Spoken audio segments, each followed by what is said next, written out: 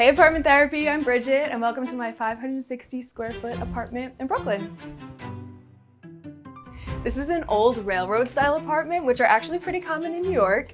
And what that means is that every room leads into the next. So essentially the entire apartment is just one big hallway.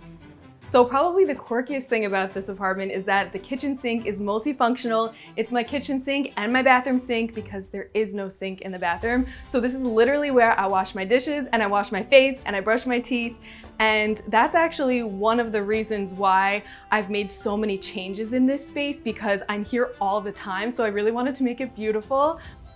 I know this is wild to do as a renter, but I literally not only changed the sink and the faucet and the doors and the knobs, I also got a brand new marble countertop. Explain to me how you just get a brand new marble and how did that even happen? Okay, this was a new frontier for me. I've never done any type of renovations before. So I kind of had to do it all from scratch, like looking into stone yards, picking out a slab. Am I getting a remnant? Am I getting a full slab?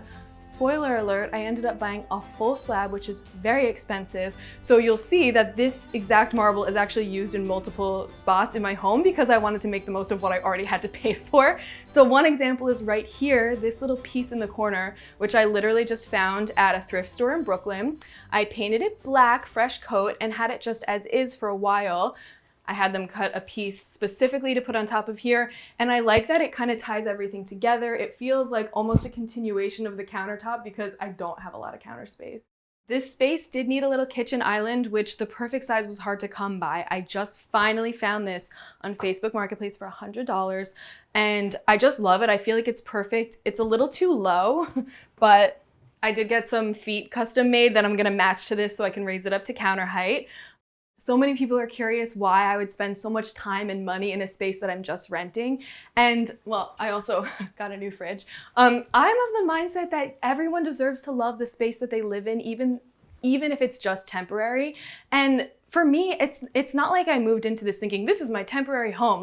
This is my home. I live here, so I want it to look beautiful. I want to spend the time getting the pillows that I love and the light fixture and finding the perfect art. I just think that everyone deserves to be happy in their space and feel inspired by your space. And to me, not owning this apartment is not a good enough reason for me to not put the time and effort into the place that I live.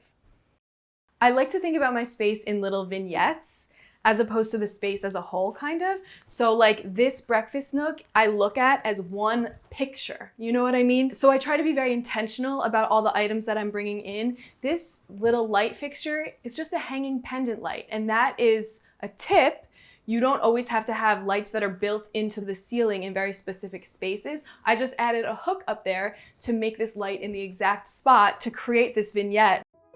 And then I knew I wanted the wall above this bench to be a moment. I was maybe gonna do a few paintings, I wasn't sure, but I came across this piece on Facebook Marketplace. This is a real oil painting, still life. It was $125. So grateful to the family that sold it to me. And then of course you just find the little things to fill in. So since this bench doesn't completely fill the space, I added this pedestal, which is actually two stacked on top of each other. This mirror used to be my mom's. I lost my mom when I was in college unexpectedly, and she was really into decor and she loved thrifting, and so it makes me, I get kind of emotional when I think about the fact that she would have loved being on this journey with me, decorating the space, but I do feel like she's here, and when I get to have pieces that are literally hers, and also my grandma, I have some pieces from my grandma too, so it just makes me feel like they're here with me, and I love that. Also, that mirror is just amazing, look at it. When I'm building my little vignettes, I think about the shapes that are in them. So if you look, the bench is rectangular, this is rectangular, so you wanna make sure that you also have the roundness, so the round table, the round light, the round top to the mirror. It's just about a balance. That's something that I'm always thinking about. So storage is really hard to come by in a small New York City apartment, so you kind of have to get creative. And this bench is actually a storage bench, so I get to store 5 feet worth of stuff in here.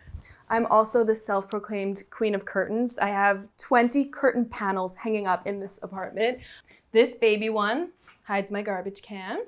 And then we have one right here, which hides my vacuum and other cleaning things.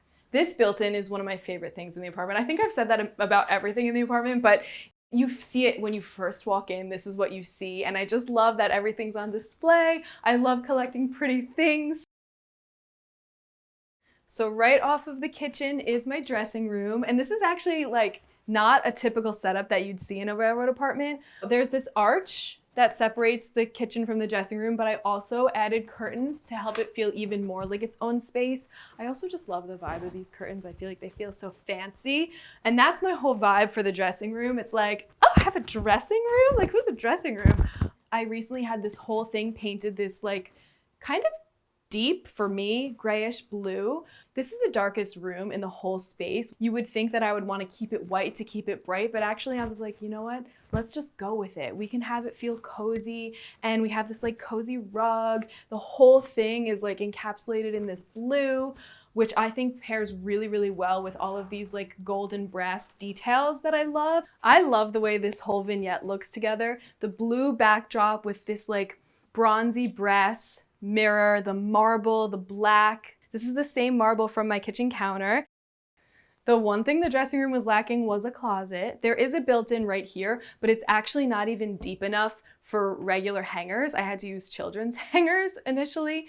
I actually did a consulting call with Carly Summers, who's an amazing interior designer, and she helped me figure out some things in the space. She recommended getting these big cabinets. These are just from IKEA and they look expensive. They look beautiful. I switched out the knobs for these solid brass ones. They're basically floor to ceiling, which is amazing. It just gave me all the storage that I needed and I can just hide things that I don't want to look at. Speaking of, one question I often get is, where the heck do you put your cat's litter box? And the answer is right here in this corner.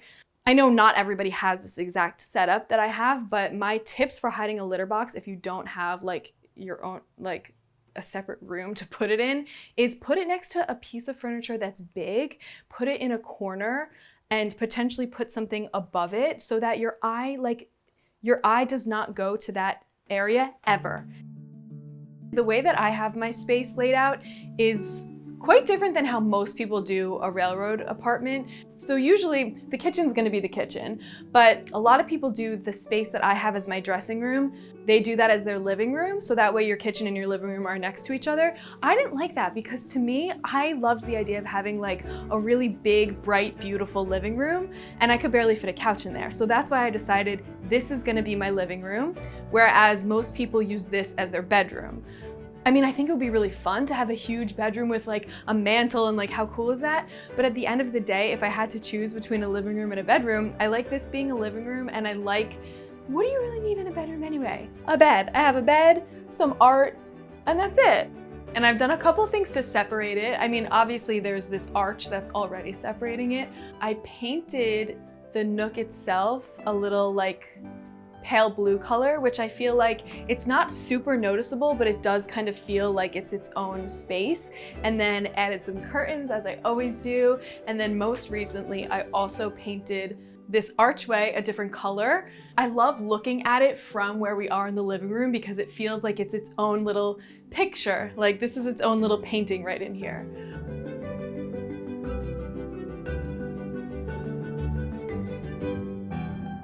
One thing that can happen when you have a lot of like ruffly things and a lot of very romantic feminine things, it can start to feel a little bit too shabby chic, which, you know, nothing wrong with shabby chic, but that's why I like mixing in something a little bit darker and a little bit heavier. So like these velvet deep green pillows, I feel like help balance that out a bit. This fireplace mantle is a focal point of this room, and honestly one of the things that sold me on this apartment. I instantly knew I wanted to add a huge mirror, so this is actually a 5-foot mirror. This is the Anthropologie Gleaming Primrose mirror, their famous mirror. Go bigger than what feels normal. Like this piece, this is another thing I found at the Brimfield Antique Fair, and it's pretty big. Like I feel like the old me, if I was gonna find a vessel to go on top of the mantle, I would find like a little piece and like do a lot of little pieces, go big. And then the big dried hydrangeas, it makes the space feel more dynamic, and then you can mix in the bigger things with the little things. This bench is a piece I found on Facebook Marketplace in Philly. So when I went to pick it up, I made a whole weekend out of it. I ended up getting it reupholstered in this blue velvet fabric. which I've then covered with a blanket. I like the fabric, but I'm feeling like I'm just trying to incorporate more patterns into my decor because I feel like it just, for some reason, you wouldn't think this, but patterns can make a space feel more cohesive as opposed to just doing like single color, single color, single color. These shelves are one of my favorite things in the entire apartment. When I first moved in, this was actually just a complete blank wall, and I knew instantly that I wanted to create big shelves where I could display all of my art. When you have things that go all the way up to the ceiling, so like shelves that go all the way up or hanging curtains all the way up, it just draws your eye up to the ceiling and allows you to take in the whole space so that it feels really grand. So I feel like this just makes my space feel so much bigger and more expensive even. I love how it's come together, and whenever I get bored, I can just like rearrange and add different things and take away stuff. Oh, you wanna know what's over here? Behind these curtains? Actually, wait, I should turn it on first. Don't look. Dun da da da! It's a painting! Just kidding, it's my TV. So I had this specifically installed in a way that you could pull it out and up.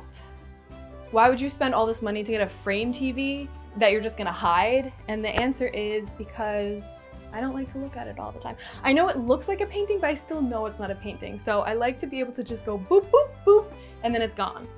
Sometimes I've thought about changing out the chair for something a little less bulky, but this is a pro tip. I don't think I ever will because the bulkiness of the chair, it's not super bulky, but because it's like a big solid piece, it's able to hide so many wires that are behind it.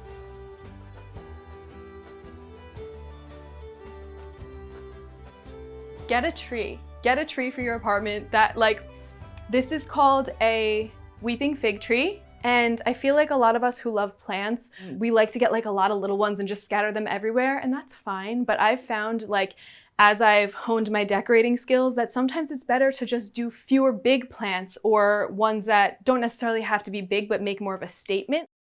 This couch I knew I wanted to get before I even moved in here, and I love it, but I found myself as I was using it, the way that it came, it had these 3 big back cushions. I wanted to plop down and totally lounge on the couch, and it almost felt like there wasn't enough space. So I removed those, put them in storage, and I have since filled it with my own, just varying sizes and pillows. The best part is I just customized it to what I felt would work for me, and that's something that you can always keep in mind. You don't have to use things exactly as they came.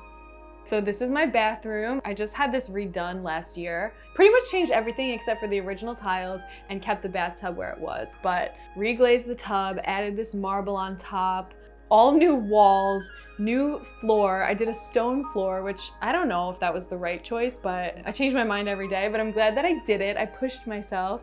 And then this alcove in the wall, I really, really love this. Also added a ceiling medallion here and a chandelier, vintage chandelier. These 2 little sconces, I had them custom made, and these pleated ceramic lampshades, also custom made from someone else. I don't know, this was the first full space that I kind of designed myself, and I just saw how hard it is and really learned that I learned through doing. And so I can try to visualize all I want, but once I actually start seeing things in front of me and how they look together, I kind of need that. I need that jumping off point of seeing things in my space and evolving it and changing it. And I'm like, oh, that's almost right, but it needs to be a different color or it needs to be a different shape.